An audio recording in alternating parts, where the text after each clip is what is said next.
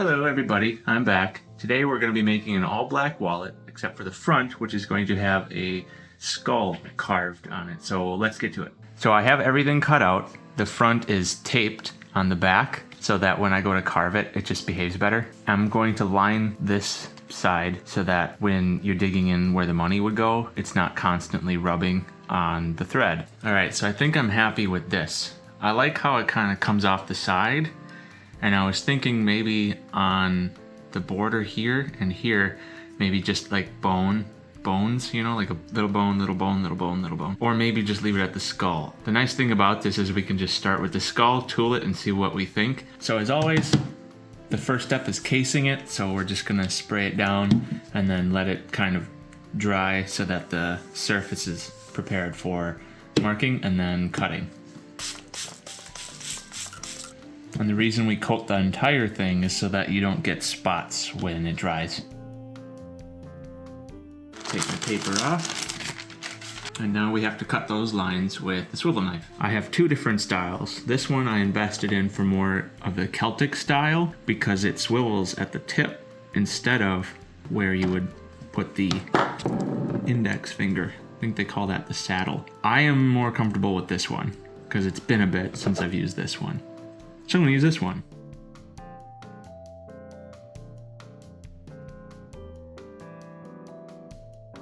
Little tip here, we never wanna connect cutouts like this when we're cutting. We can do that with the stamping tools, not with the knife, because it'll always peel there and it will wear and look really crappy really quickly. And especially true for this thin of leather. We do not want to go over the same cut twice. That will absolutely go right on through. But as I've been doing this, I've learned little tricks where these little cuts, you want to start deeper and then kind of feather out so that you get this nice little nick effect instead of just like a solid line. So I'm pushing hard and then I'm letting go as I go.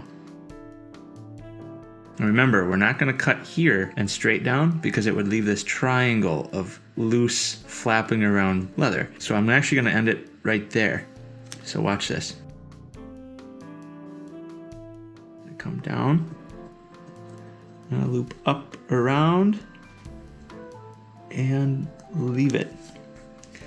So with a stamping tool, I can make that appear as though it's been cut. That's important for later. Another nice thing about this style of swivel knife is that it's harder to press deeper. With the saddle, you have all that finger power that can really push down. With this kind, you're at the mercy of how much force you can generate with just your two fingers here.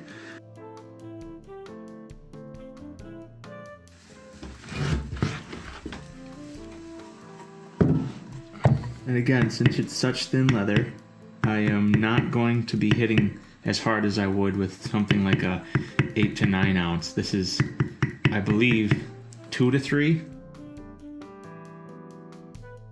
All right, so this is super, super important. Let's see if I can get you really close. As I was saying before, I did not cut here.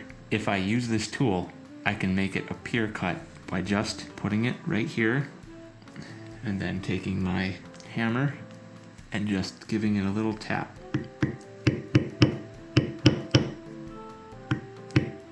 So that gives it the benefit of appearing cut, but also a lot more strength in the leather there.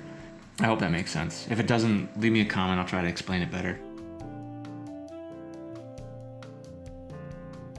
So now that everything's beveled, we need to push back the eyeballs and the nose hole. All right, now the nose. Now we're gonna give it a little bit of texture on the outline and then paint it.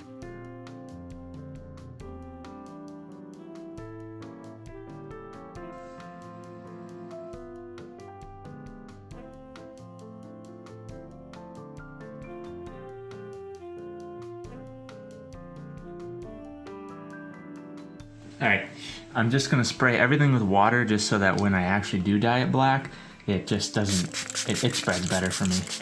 It's pretty easy not to leave drops with black. All right, so now that everything's dyed black, I'm gonna let it dry, and I am willing to bet that I'm going to need oil the crap out of this stuff because I've done both sides and dye is very drying to leather. So I think when I come back, it'll be all curly. We'll have to see. Now that everything's been conditioned, I'm going to coat it with some acrylic and hope that that also helps wash off some of the black weird pattern that I got going. That always seems to happen when I brush on dye as opposed to use the dauber, but that's just what you gotta do. Oh, that's a good sign. Awesome. Okay, now the spooky part. We're gonna antique it. I'm hitting it like this so that it actually gets down in the cracks too. I've had it where I just brush it on and it doesn't really do a good job at getting down in the tooling marks. Okay, we're gonna take the antique off now. All right, so the last step that I wanted to do is tempt fate and give it kind of a fade using a dauber. Okay, now that that's dry, I can slick down the inside with some tokonol.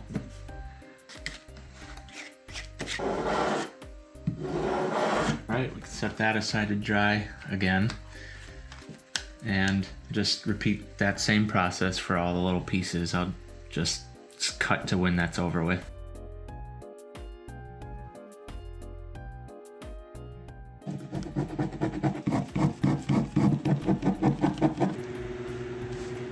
You get like 2 shots at sticking this down without having to apply more glue, so just try to get it on your first attempt. Just go slow. There you go. And I use barge because it just works the best. Once it's stuck down, just tap it down. Now that'll hold until we can stitch it. Okay, with all the edges burnished, now we're going to stitch these together. Well, we're gonna glue them so that they don't move, but then we're gonna stitch these together, and once they're together, we can treat it like one solid piece. So it's gonna be something like that. And then, where's that last piece? This last piece just hides everything, just like that. All right, so I got the first one done. Again, you won't see the stitching, but it does 2 things. It holds these 2 together, but also when you put a card down there, it doesn't just slip right on through. There you go. Now we'll go and stitch that up.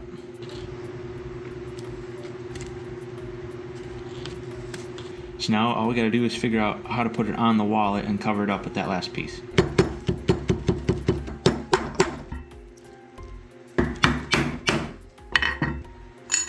There we go. All right, so now we're gonna stitch this up. We'll leave this alone until we come back through and putting this on the full wallet.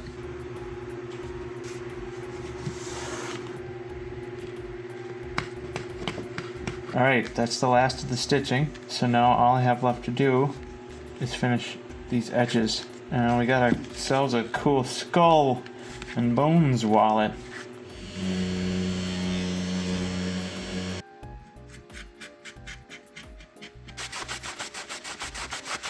And there we have it. Really nice skull and bones wallet. All right, that one's all done. Hope you enjoyed watching. I had a lot of fun building it. If you have an idea for maybe another design that you'd like to see, leave it in the comments, and I will see you guys in the next video real soon.